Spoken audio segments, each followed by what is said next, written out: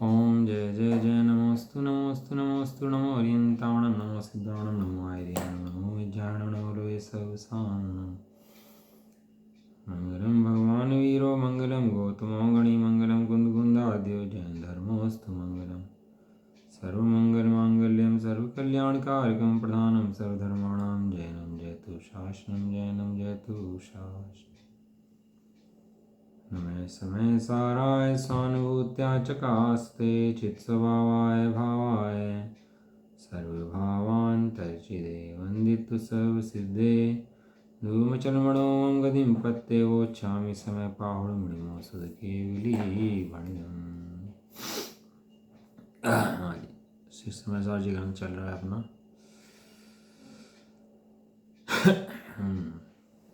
निर्जन अधिकार, इसके अंदर अपना कलश हो गए थे 139-140 नंबर कलश हो गए थे, जिसमें कहा था कि जब अनुभव होता है आत्मा का तो कैसा लगता है जीव को, कैसा हो जाता है जीव। तो अभी अनुभव के नाम पर भ्रांति हो जाए जीव को, किसी को कि मेरे तो अनुभव हो रहा है, अनुभव हो रहा है, तो लक्षण दे दिया उसका कि जब अनुभव होगा तो कैसा भाषित होगा, अनुभव के काल में कैसा लगेगा जीव को, कि उसको एक गायक स्वाद आएगा, आनंद आएगा, क्षोभम भाव से भिन्न अनुभव में आएगा उसको। और अद्वितीय ज्ञान के विशेष जो हैं वे भी भाषित नहीं होंगे, और सामान्य ज्ञान मात्र एक सहज ज्ञान एकत्र रूप से उसको प्राप्त हो जाएगा।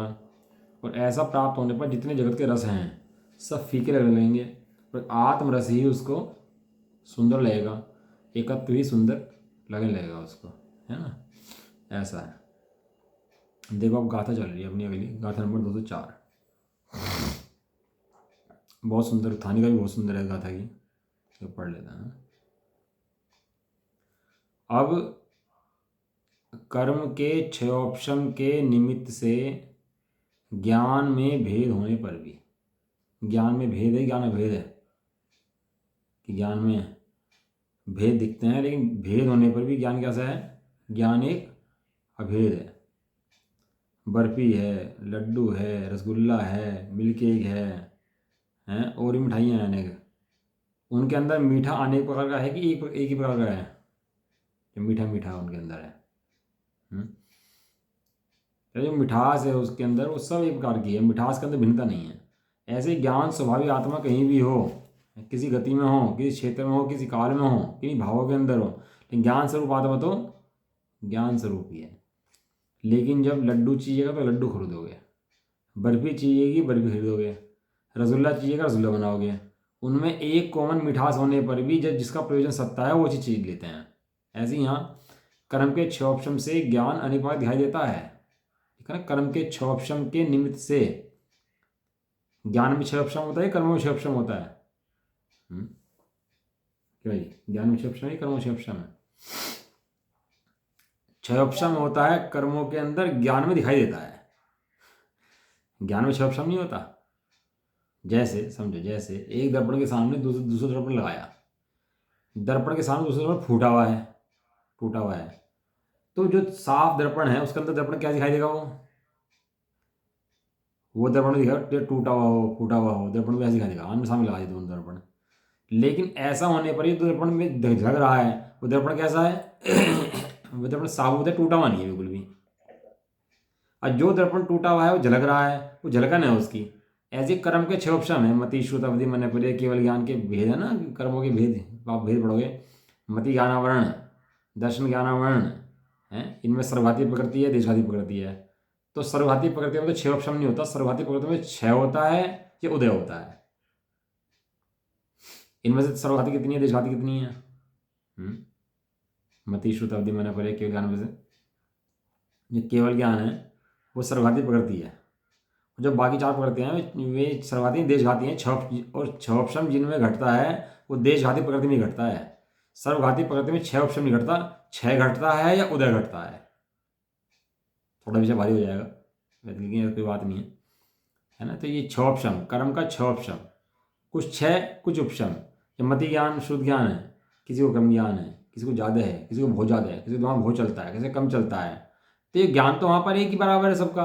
तो दिमाग कम चलना, ज़्यादा चलना, ये सब क्या है, कहाँ से आ रहे सब ये चीज़ें, कि ये सब कर्म का क्षयोपशम है। वहाँ ज्ञान तो ज्ञानावली कर्म का हैं।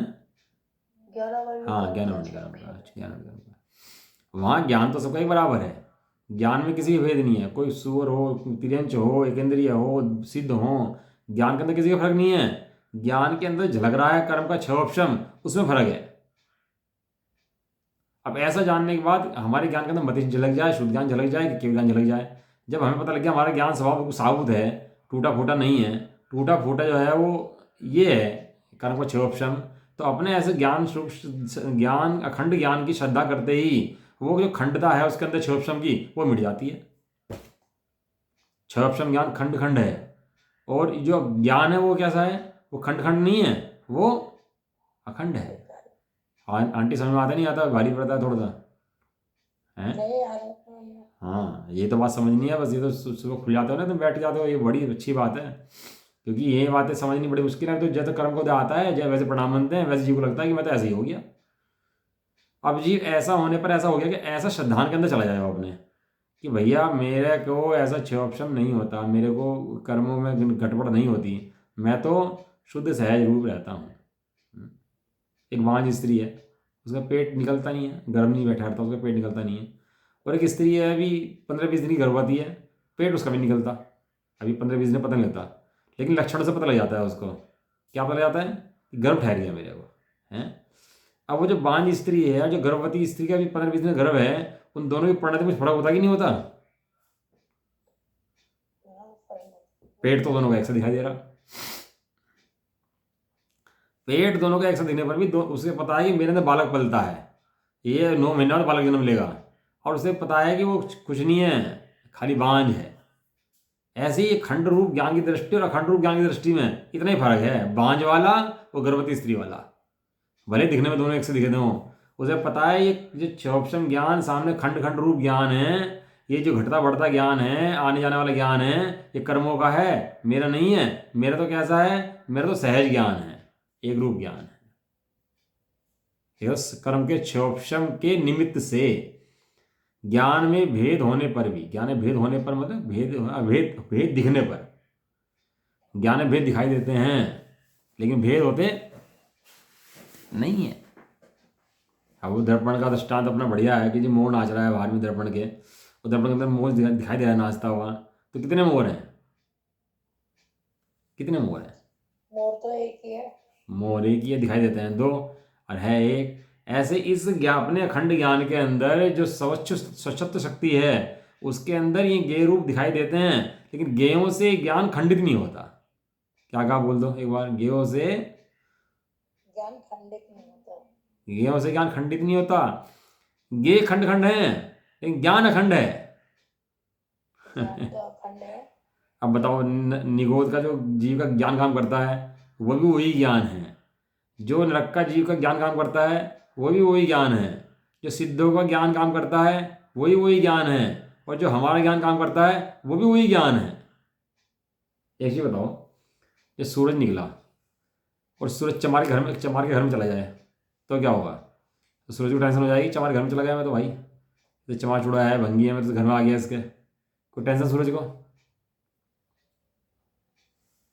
अच्छा, कोई मल पड़ा है, कोई मल पड़ा है, लेटने आदि पड़ी है, उसके ऊपर चला जाए ज्ञान, वो प्रकाश, तो कोई टेंशन उसको प्रकाश को कि मैं मैला हो गया, मलिन हो गया है। वैसे स्वस्थ है, चाहे कहीं भी चला जाओ। कितनी दर्शदान है, चाहे जहाँ चला जाओ, पाकिस्तान में चला जाओ, अमेरिका में चला जाओ, ऑस्ट्रेलिया में चला जाओ, कहीं भी चला जाओ, ज्ञान प्रकाश कैसा है, प्रकाश का काम क्या है। अब वो कसाई फैक्ट्री चला रहा है अपनी और मार रहा है दिन रात कसाई घर में अंदर, और प्रकाश वहां पे गया तो प्रकाश पापी हुआ कि नहीं हुआ,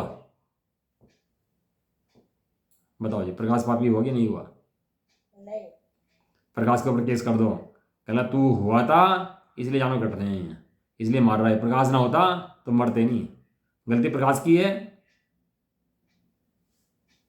प्रकाश का होना तो सदाकाल सुखरूप सहज रूप ही है। अब कोई उसके अंदर कतलेआम मचाए प्रकाश होने पर और कसाई का पोषण करे तो प्रकाश की गलती नहीं है इसके अंदर। ऐसे ही श्रद्धा मोहनी चारित्र मोहनी के अंदर जीव खूब धुआंधाड़ मचाए, लेकिन ज्ञान का काम तो सहज प्रकाश रूप रहना है, तो कर्मों से खंड रूप होना ज्ञान का काम नहीं है। हाँ, ऐसे देखो क्या है, कर्म के क्षोभ से ज्ञान भेद होने पर, यानी ज्ञान भेद दिखने पर भी उसके ज्ञान के स्वरूप का विचार किया जाए। लिखा ना, ज्ञान में भेद होने पर भी, क्या लिखा, ज्ञान में भेद होने पर भी ज्ञान के स्वरूप का विचार किया जाए तो ज्ञान एक ही है। ऊपर लिखे भेद होने पर भी, नीचे लिखे ज्ञान एक ही है। तो एक है मतलब अभेद है, तो भेद है कि अभेद है? कि भेद होने पर मतलब भेद दिखने पर ज्ञान कैसा है? ज्ञान तो अभेद ही है। नीचे लगा है ही, ऊपर लगा है होने पर भी। एक होता है भी, एक होता है ही। भी का सूचक ये है कि कुछ और भी है, और ही का सूचक ये है कि ये ही है। भी मने अनेकांत और ही मने एकांत। दो खड़े होंगे ना, जब भी खड़ा होगा तो दो खड़े होंगे, ऐसा भी और ऐसा ही। ऐसा ही कहने पर एक खड़ा होगा बस खाली। ज्ञान के स्वरूप का विचार किया जाए तो ज्ञान एक ही है। वो क्या लिख रहे हैं? वह ज्ञान ही मोक्ष का उपाय है। कौन लिख रहे हैं ये बात? ये बात लिख रहे आचार्य कुंदकुंद देव, अमरचंद देव। किसकी भाषा लिख रहे हैं? सर्वज्ञ देव, जो समोषण में बैठ के बात कहते हैं, वही बात ये लिखी हुई है यहाँ पर। क्या लिखी हुई है? वह ज्ञान ही मोक्ष का उपाय है। देखो संस्कृत पढ़ते हैं इसकी, बहुत अच्छी संस्कृत होगी इसकी। कहाँ है संस्कृत? संस्कृत, संस्कृत कहाँ चली? उत्थान लिखा गई संस्कृत लिखी, तथा ही लिखा। वह ज्ञान ही मोक्ष का उपाय है, इस अर्थ की गाथा कहते हैं। जीव मोक्ष तो चाहता है, लेकिन मोक्ष के नाम पर पता नहीं क्या क्या चाहता है। मोक्ष के नाम पर मोक्ष ही नहीं चाहता, क्योंकि मोक्ष ज्ञान का नाम है, और उसके लिए शांत बैठना पड़ेगा, सहज बैठना पड़ेगा। शांत बैठना, सहज बैठना इस अनादिकाल के मिथ्यादृष्टि को पसंद नहीं है। कुछ ना कुछ करके धर्म मानता है, और ज्ञान में कुछ करना नहीं है, और अकर्ता बनना नहीं चाहता, और धर्म अकर्ता बनने में है। ज्ञान का काम नहीं है जगत को जानता फिरे। क्या कहा? ज्ञान का ये काम नहीं है दुनिया को जानता फिरे कि इसका कैसे हो रहा है, इसका कैसे हो रहा है, यहाँ क्या हो रहा है, उसको गेहूं में भ्रमित होता फिरे और दुनिया को जाने। ज्ञान का काम ज्ञान को भी जानना नहीं है, देखना है बस। ज्ञान का काम देखना भी नहीं है। किसे देखे? किसे देखे बताओ? किसे जाने, किसे देखे बताओ?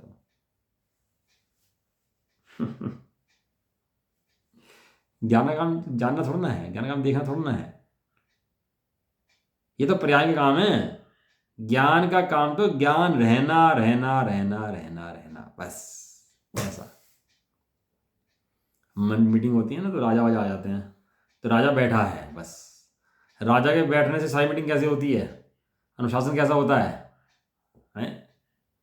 अब होती है ना, एग्जाम बच्चे देते हैं, तो एग्जाम में बच्चे का टीचर, वो टीचर होता है सामने एक, तो टीचर पढ़ाता तो वहाँ पर है नहीं, तो टीचर करता क्या है वहाँ पर? वो जो टीचर खड़ा है वहाँ पर, वो कर क्या रहा है? बच्चे नकल तो नहीं कर रहे। टीचर है, बस यही बहुत है। ये पुलिस वाला खड़ा हो जाए ना चौराहे पर, तो वो है तो सब अनुशासित हो जाता है। ऐसे टीचर क्लास के अंदर है, भले ना पढ़ा रहा हो तो भी सब अनुशासन में रहते हैं। क्यों? यहाँ पर टीचर है। राजा आ जाए तो सब अनुशासन में आ जाता है, क्योंकि राजा है। ऐसे ज्ञान आ जाए तो सब अनुशासन में आ जाता है। क्यों? कि ज्ञान है। यहाँ पर ज्ञान है तो राजा है, मुख्य है, प्रमुख है। एक होता है प्रमुख, एक होता है प्रमुख। दो चीजें होती हैं।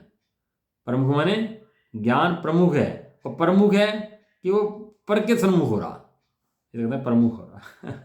अपने आप को प्रमुख नहीं करना। तो ज्ञान का काम ज्ञान को जानना भी नहीं है, ज्ञान को भी जानना नहीं है। ज्ञान का काम तो बस ज्ञान रूप है। अब बताओ सूरज को क्या करना है? सूरज कुछ करे, कुछ बनाए, प्रकाश दे, क्या करे? सूरज का काम क्या है बताओ? जो सूरज का काम प्रकाशित करना ना, सूरज है तो प्रकाश तो अपने आप आ जाएगा। सूरज का काम क्या है? सूरज रहना। सूरज का काम क्या है? सूरज रहना। बस सूर्य है, यही सूर्य का काम है बस। प्रकाश तो स्वयं आएगा, प्रकाश की चिंता मत कर। अगर सूर्य नहीं होगा तो प्रकाश कहाँ से आएगा? सूर्य है और है, बस इसी का नाम ये है कि प्रकाश तो निकलेगा, आनंद भी देगा, और सारे काम सहज होंगे। बस सूर्य है, बस ये समझ ले, बस सूर्य है। बस इतने से काम के अंदर सारे काम आनंद भी हो जाएंगे, सब काम सहज हो जाएंगे। ऐसी आत्मा है और है। जानना भी काम आत्मा का नहीं है। आत्मा है तो जानेगा ही, इसमें कोई बड़ी बात थोड़ा ना है। आत्मा काम जानने का है, लेकिन आत्मा ही ना हो तो आत्मा तो है और है, और जानने से आत्मा की कलाएं नहीं है, आत्मा है, यही उसकी कला है बस। इसका नाम है अखंड अविनाशी स्थिर एक स्थायी तत्व है, निश्चित तत्व है, जो कल पढ़ा था अपने लोगों ने। बड़ी गंभीर बातें हैं भैया, ये तो समझें एक खंड ज्ञान की महिमा वास्तव में समझ में आए। चलो, है ना, गाथा पढ़ लेना। आविणी सुधोधिक मण केवलम चतम होदि एकमेव पदम सो ऐसो परमठोजम लहिदुमणि उदिम जादी मति श्रुत अवधि मन केवल सब ही एक ही पद जु है वो ज्ञान पद परमार्थ है जो पाए जीव मुक्ति लहे।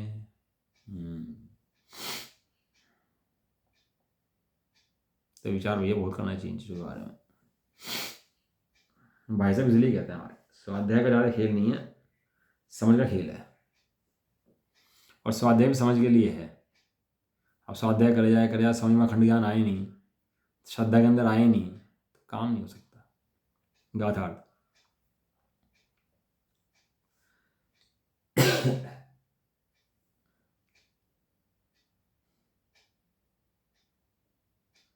मति ज्ञान, शुद्ध ज्ञान, अवधि ज्ञान, मन पर ज्ञान और केवल ज्ञान, यह एक ही पद है, क्योंकि ज्ञान के समस्त भेद ज्ञान ही है। ये इन सब के अंदर क्या है? मति, श्रुत, अवधि, मन पर केवल। नाम तो अनेक हैं, लेकिन वस्तु कितनी है? वस्तु जैसे एक स्त्री है, वो माता है, पुत्री है, बहन है, भावज है, नंद है, देवरानी है, तो कितनी स्त्रियां हो गई? अरे तो नाम दिया आपको, आप एक स्त्री कह रहे ना, ध्यान से सुनो आप, मैंने 6 ना 5-6 नाम दिए आपको, तो स्त्रियां कितनी होगी? स्त्रियां तो एक है, पर नाम उसके ऐसे ही यहाँ ज्ञान जो मेरा स्वरूप आत्मा है, उसके नाम कहे जाते हैं कि मति, श्रुत, अवधि, मन, परे, केवल ज्ञान। लेकिन इसके अंदर ज्ञान क्या है? वो ज्ञान के समस्त भेद क्या हैं? वे ज्ञान ही हैं। मिठाई से बनने वाली जितनी हैं वे सब मिठाई हैं, मीठे से बनने वाली जितनी चीज़ें हैं वे सब क्या हैं? मिठाई। और कुछ भी बना लो उसके अंदर। सहज परमार्थ है, यह एक परमार्थ है। शुद्ध नय का विषयभूत ज्ञान सामान्य परमार्थ है, जिसे प्राप्त करके आत्मा निर्वाण को प्राप्त होता है। निश्चित हो जाओ भैया, क्या हमारा निर्वाण निश्चित है, निर्भर हो जाओ भैया।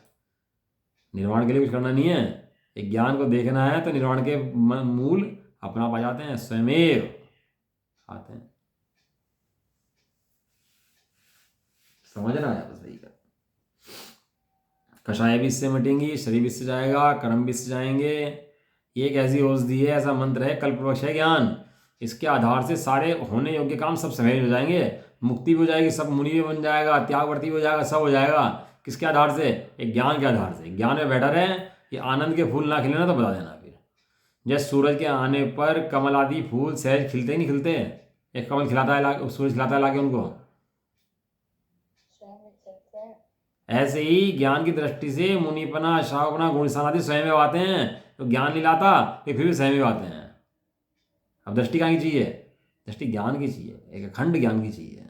अखंड ज्ञान से हटा तो पैर फिसला, अखंड ज्ञान पे खड़ा हुआ तो शिखर ही चोटी पे चढ़ गया, ये समझ लो आप। ठीक है,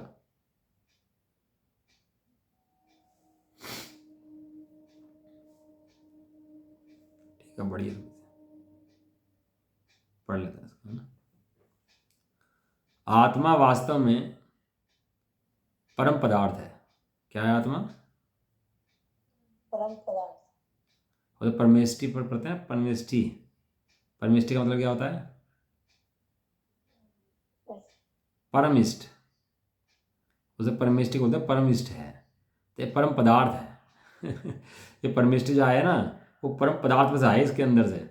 जैसे दूध में से कुछ भी निकाल लो, रसगुल्ला, मावा निकाल लो, रबड़ी निकाल लो, पनीर निकाल लो, घी निकाल लो, कई आइटम बन जाते हैं उसके अंदर से। ऐसे ही पंचपरिष्टि के पद जो आए ना, ये कहाँ से आए हैं? ये आत्मा, शुद्ध आत्मा में से आए हैं। परम पदार्थ है आत्मा। आत्मा से बड़ा पदार्थ कोई नहीं है, ये परमेष्टि है, परम पदार्थ है, उत्तमार्थ है। और वह आत्मा ज्ञान है। आत्मा क्या है? आत्मा ज्ञान है। और आत्मा एक ही पदार्थ है। क्या बात करते हो? आत्मा तो अनंत जीव है, अनंत अनंत जीव है, आप कह रहे एक है। अनंत है कि एक है आत्मा? आत्मा अनंत है कि एक है? क्यों आंटी? आत्मा तो एक ही है। अनंत, हर जीव हमने पढ़ा था वहां पे जीव अनंत अनंत है। तो कहने लगा मेरा आत्मा तो एक ही है। सबकी आत्मा अपनी अलग अब अलग। वो ऐसे बोधमतियों की तरह नहीं है कि वो सबका उस ब्रह्मा का अंश सबके अंदर है, वो ब्रह्मा ने सबसे सब जीवित हैं, वो ब्रह्मा ने अपनी एक एक बूंद टपका दी सबके अंदर तो सब में चैतन्य का अंश आ गया। जैसे जहर की बूंद टपक जाती है पानी के अंदर तो सब में जहर हो जाता है, ऐसे ब्रह्मा ने अपनी एक एक बूंद टपका दी और सब में चेतन चेतन चेतन आ गया। ऐसा नहीं है कोई किसी ने भगवान बनाया हो। अरे हम अपने चैतन्य मूर्ति हैं, अपने चैतन्य से हम भगवान हैं। हमारा सबका अपने चैतन्य अलग अलग है, वो प्रत्येक जीव भगवान अपने आप से है, किसी का बनाया करा हुआ नहीं है। आप ही अनंत है। आत्मा एक ही पदार्थ है, इसलिए ज्ञान भी एक ही पद है। आत्मज्ञानम स्वयं ज्ञानम ज्ञानादन्नत करोति किम पर भावस्य कर्तात्मा मोयोयम व्यवहारिणा। ये मोहियों का व्यवहार है कि आत्मा प्रद्रव्य करता है, प्रद्रव्य आत्मा करते हैं। आत्मा ज्ञान में ही है और ज्ञान आत्मा ही है, इसके अलावा कोई नहीं है। इसलिए ज्ञान भी एक ही पद है, आत्मा भी एक ही पद है। इसके अलावा अन्य सब पद क्या हैं? जैसे अपद हैं, कहलाते ना अन्य सब पद क्या हैं? अपद है। ये ज्ञान नामक एक पद परमार्थ स्वरूप साक्षात मोक्ष का उपाय है। शब्द दिया साक्षात। क्या शब्द दिया? साक्षात। हाँ, परोक्ष नहीं है, साक्षात एक ही है जिससे मोक्ष मिल सकता है। अब बताओ, पैसा हो और बाकी चीज़ें ना हो तो मिल जाएंगी? मिल जाएंगी। गाड़ी ना हो, फ्रिज ना हो, बंगला ना हो, ये ना हो, और पैसा हो अपने पास बहुत, तो सब चीज़ें मिल जाएंगी? मिल जाएंगी। और पैसा ना हो तो फिर मिलेंगी? नहीं मिलेंगी। एक धन से जैसे लोग के सारे कार्य सत्य हैं, ऐसे ही ज्ञान से मोक्ष के सारे कार्य सत्य हैं। अभी एग्जाम्पल अपने ऊपर लगा लगा देखना, बाप देना भैया। यह ज्ञान नामक एक ही है बस, और वो क्या है? परम अर्थ है, परम पदार्थ है, और वो साक्षात मोक्ष का उपाय है। इसलिए हे जीवों, अपनी दृष्टि पर से मोड़ करके मात्र ज्ञान की आराधना करो। बाकी काम स्वयं होने होंगे होंगे या नहीं होने होंगे, तो कुछ लेने तो ज्ञान की आराधना करो, इसके अलावा कोई अन्य मोक्ष मार्ग नहीं है बस। ये आचार्य देव कह रहे हैं। सीधा आचार्य को पढ़ो भैया, सीधा आचार्य का तो माल है। यहां मतियान आदि ज्ञान के भेद इस एक पद को नहीं भेदते। ये ज्ञान के भेद जो हैं, जो पढ़ाए हैं कर्ण योग के अंदर, तो एक पद को नहीं भेदते। पढ़ाए क्यों हैं? कि भेद हैं, इसलिए पढ़ाए हैं। रसगुल्ला है, पेड़ा है, बर्फी है, ये सब अलग अलग भेद हैं, तो भेद हैं, लेकिन उनके अंदर मीठा भेद है तो अभेद है। ऐसे ही यहाँ मति ज्ञान के भेद हैं तो हैं। वे पद भेद इस भेद को नहीं भेदते, किंतु वे भी इसी एक पद का अभिनंदन करते हैं, समर्थन करते हैं। ये बहुत मुख्य लाइन है इसके अंदर। ये लाइन है ना, ये लिखी है, बहुत मुख्य लाइन है ये।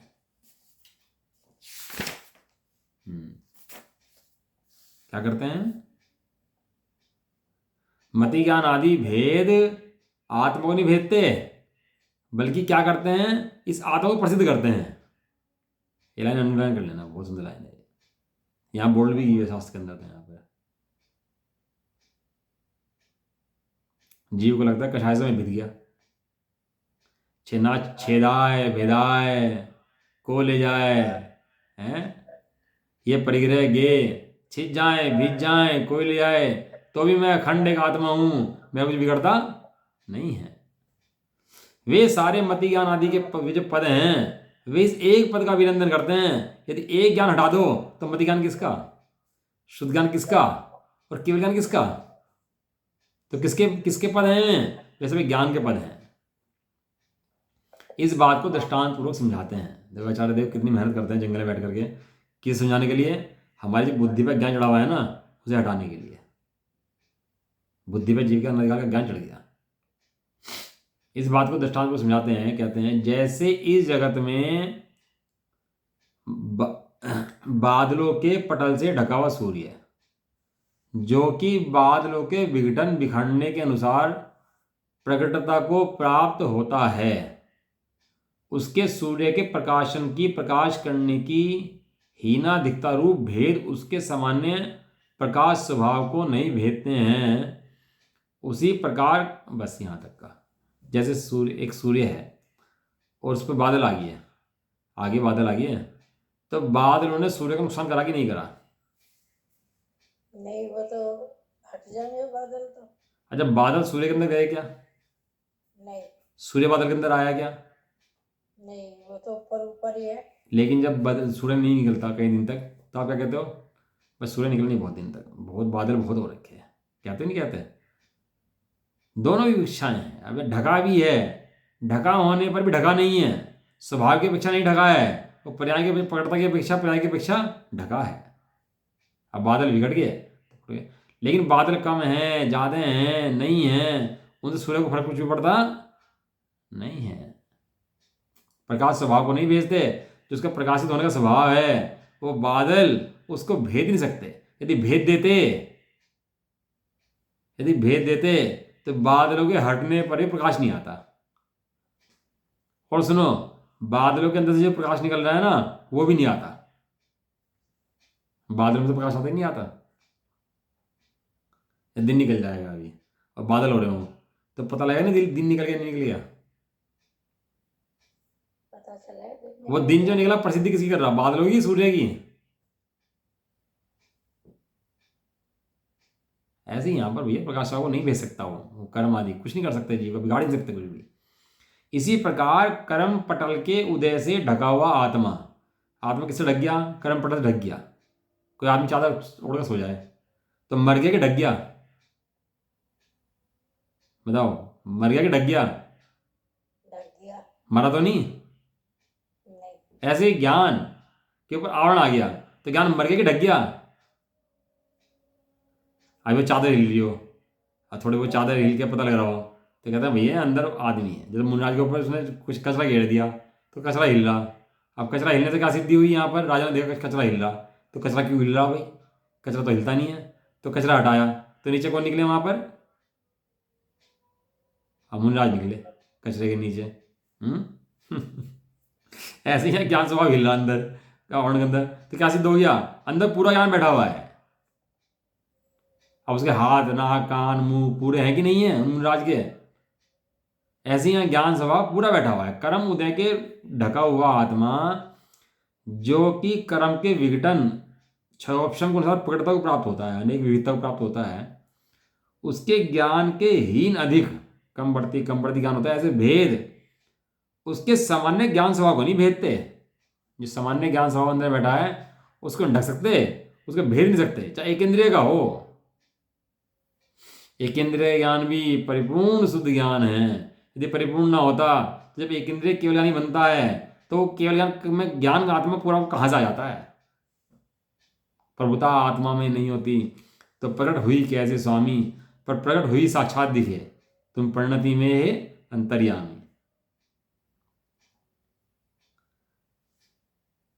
उसके ज्ञान के हीनाधिक रूप भेद उसके ज्ञान स्वभाव नहीं भेदते, प्रत्युत उल्टे अभिनंदन करते हैं। मति ज्ञान, शुद्ध ज्ञान आदि नुकसान नहीं करते, उल्टे क्या कर रहे? उस ज्ञान स्वभाव की प्रसिद्धि कर रहे। कोई सोचे मेरा मति शुद्ध ज्ञान है भैया, आत्मा क्या दिखाई देगा? तू पागल है। ये मति शुद्ध ज्ञान तो उसका आदर कर रहे और तू रो रहा बैठ करके। अबे जिसका यहाँ आदर कर रहे हैं तो भी उसका आदर कर। ये सब निकल कहाँ से रहे? आत्मा के अंदर से निकल रहे सभी हैं। ये सब ज्ञान ना हो, ज्ञान ढक जाए, बंद कर दो तो ये सब भेद कहाँ से आएंगे? आएंगे ही नहीं। वो अभिनंदन करते हैं, ये सब उसकी प्रसिद्धि करते हैं। अभिनंदन करते हैं मैंने प्रसिद्धि करते हैं, उसी को दिखाते हैं। ये सब भी किसको दिखाते हैं? एक ज्ञान स्वभाव को दिखाते हैं, ये मति शुद्ध ज्ञान भी। इसलिए जिसमें समस्त भेद दूर हुए हैं, अब समस्त भेद जिसमें है ही नहीं, दूर हुए हैं मतलब भेद तो थे ही नहीं, तो दृष्टि में दूर हुए हैं। ऐसे आत्म स्वभाव रूप एक ज्ञान का ही अवलंबन करना चाहिए। आचार्य देव कहते हैं कि अब तू खंड खंड रूप का अवलंबन लेना छोड़, अखंड ज्ञाय भाव का अवलंबन ले। उसके अवलंबन से ही निज पद की प्राप्ति होती है, भ्रांति का नाश होता है, आत्मा का लाभ होता है, और अनात्मा का परिहार सिद्ध होता है। कितने काम होते हैं उसके अवलंबन से? कितने काम बताए? जब प्राप्त है, निज पद की प्राप्ति हो जाती है, भ्रांति का नाश हो जाता है, आत्मा का लाभ होता है, और अनात्मा का परिहार माने उसकी असिद्धि सिद्ध हो जाती है। और ऐसा होने से क्या होता है? कर्म बलवान नहीं होते, राग द्वेष मोह उत्पन्न नहीं होते। राग द्वेष मोह के बिना कर्मों का आश्रव पुनः कर्मों का आश्रव नहीं होता, और आश्रव भाव के बिना पुनः कर्मबंध नहीं होता, और पूर्वबद्ध कर्म भुक्तों को निर्जन को प्राप्त हो जाता है, और समस्त कर्मों का अभाव होने से साक्षात मोक्ष हो जाता है। ऐसे ज्ञान के अवलंबन का महात्म्य कितनी चीजें बताई देखो इसके अंदर। नंबर बताया था कि निज पद की प्राप्ति होती है, भ्रांति का नाश होता है, आत्मा का लाभ होता है, अनात्मा का परिहार होता है, कर्म बलवान नहीं होते, राग द्वेष मोह उत्पन्न नहीं होते हैं, पुनः कर्माश्रम नहीं होते, पुनः कर्मबंध नहीं होता, पूर्वबद्ध कर्म झड़ जाते हैं, और समस्त कर्मों का भाव का निर्जरा को मोक्ष को प्राप्त हो जाता है। कितनी चीज पर मिल गई? 10 चीजें मिल गई इसके अंदर, 10 सिद्धांत है इसके अंदर, इस एक 2 लाइनों के अंदर ही सारा चढ़ने को लगा दिया, कड़ने को लगा दिया, सब लगा दिया इसके अंदर। ऐसा है। चलो भावार्थ पढ़ के कल पढ़ेंगे बाकी इसका, जिसकी टीका है वो कल पढ़ेंगे। इसके अंदर भी 2 कलश हैं, 141 142। इतना मजा आ रहा चढ़देव को, कलश पकड़ लिखे जा रहे हैं इनके अंदर। भावार्थ, कर्म के 6 उपशम के अनुसार ज्ञान में जो भेद हुए वे कई ज्ञान सामान्य को ज्ञान रूप नहीं करते, प्रत्युत ज्ञान को प्रकट करते हैं। इसलिए भेदों को गौण करके एक ज्ञान सामान्य का अवलंबन लेकर आत्मा को ध्याना, इसी से सर्व सिद्धि होती है। सर्वार्थ सिद्धि सर्वार्थ की सिद्धि इससे हो जाती है। इसके अलावा सिद्धि कोई उपाय नहीं है। कैसे करें, क्या करें, सारी विधि इसके अंदर आ गई। कुछ ज़्यादा गणित बचा नहीं है इसके अंदर, देख पढ़ ही लेते हैं, ठीक है ना। चलो जैसा चल रही ये थोड़ी सी है। Page number 515 निर्जाति उत्थानिका। अब मति ज्ञान, शुद्ध ज्ञान, अवधि ज्ञान, मन परिज्ञान, केवल ज्ञान, अभेद रूप, परमार्थ रूप, मोक्ष का कारणभूत जो परमात्म पद है वह समस्त हर्ष विषाद के विकल्प जाल से रहित है। उसे परम योग अभ्यास से ही आत्मा अनुभव करता है, ऐसा कहते हैं। ये जो अपना परमार्थ रूप आत्मा है, मोक्ष कारण है, वो परम पद है, उसमें हर्ष विषाद नहीं है, हर्ष और विकल्प भी उसमें नहीं है। ऐसा होने से परम योगी जन जो हैं उसी आत्मा का अभ्यास करते हैं। तो कहते हैं तात्पर्य टीका कहते हैं इसकी, गाथा नंबर 221 है इसके अंदर।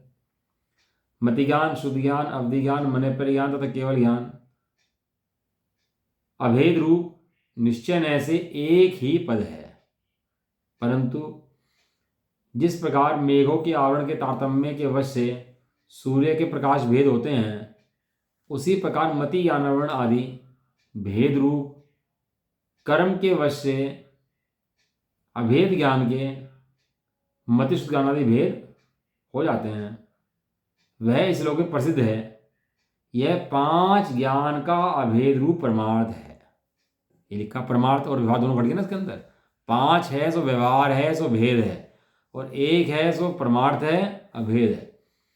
जिस परमार्थ ज्ञान स्वभाव को प्राप्त करके जीव निवृत्ति को मोक्ष को पाता है, यह भावार्थ है। इस प्रकार ज्ञान शक्ति तथा वैराग्य शक्ति की विशेष विवरण के लिए 10 गाथा सूत्र पूर्ण हुए। जो ये गाथा जो हैं 10 गाथाएं किसकी? ज्ञान शक्ति वैराग्य शक्ति की 10 गाथाएं इस प्रकार से पूरी हुई, और बाकी 2 कलश जो हैं कल पढ़ेंगे, ठीक है। चलो निज निधि निज में बताई है।